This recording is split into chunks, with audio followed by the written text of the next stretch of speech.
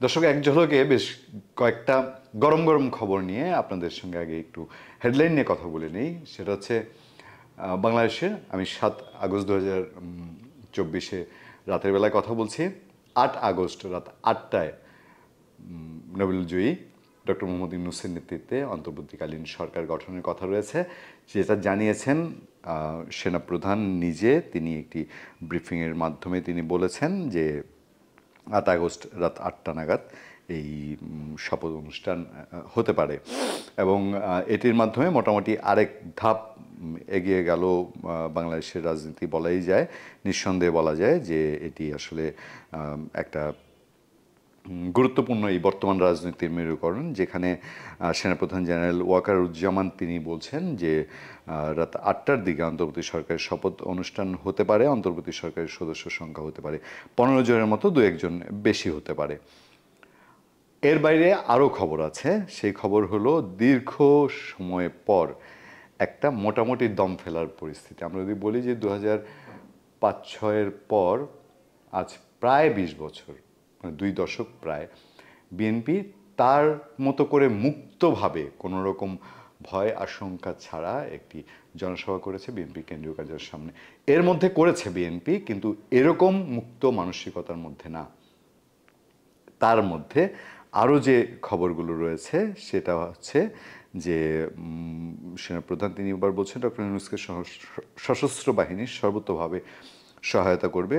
ওয়াকারুজ্জামান তিনি বলছেন, ডক্টর ইউনূস তিনি বলেছেন বাংলাদেশে অস্থিতিশীল হলে ভারতের উত্তর পূর্বাঞ্চল মিয়ানমারেও প্রভাব পড়বে, এবং তিনি এই কথাও বলেছেন আজ যে এখন যে বিজয় হয়েছে সেখানে সামান্য কোনো ভুলের জন্য যেন সেই বিজয় কোনো রকম ধাক্কার মুখে না পড়ে। ডক্টর ইউনূস 8 আগস্ট তিনি দুপুরবেলা ফিরছেন বলেও প্রথম আলো রিপোর্ট করেছে।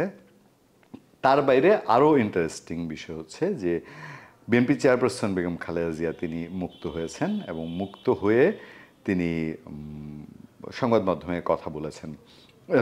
দুঃখিত, তিনি ভিডিও বার্তায় কথা বলেছেন, তিনি হসপিটাল থেকেই কথা বলেছেন এবং সেই কথাগুলো সবগুলোই মোটামুটি সহিংসতা বা কোনো রকম প্রতিশোধ পরায়ণতার বাইরে থাকার জন্য এবং এই বিজয়ের জন্য তিনি বীর তরুণদের ধন্যবাদ জানিয়েছেন।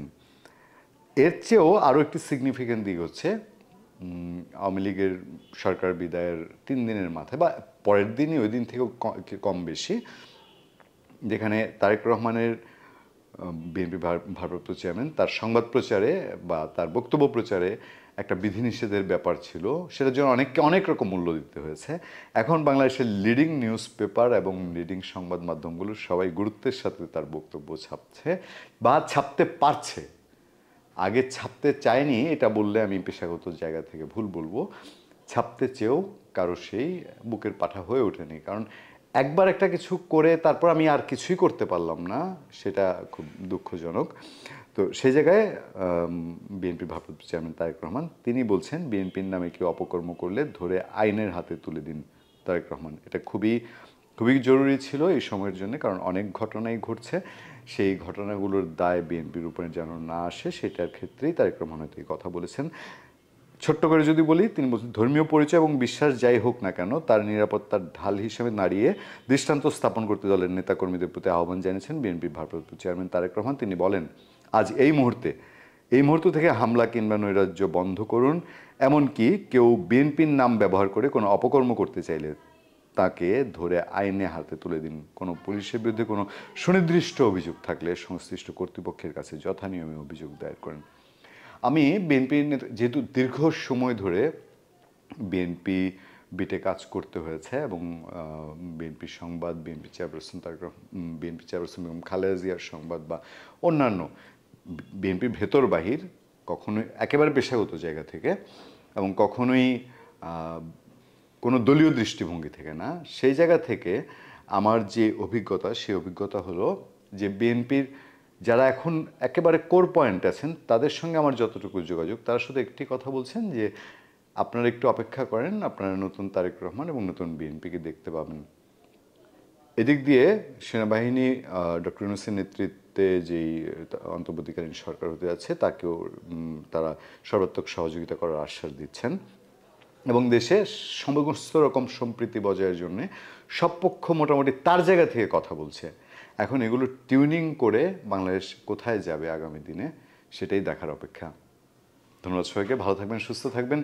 সত্য, করুণা এবং সহনশীলতার সাথে আপনাদের সাথে সবসময় আছি আমি, আতিক রহমান পূর্ণিয়া।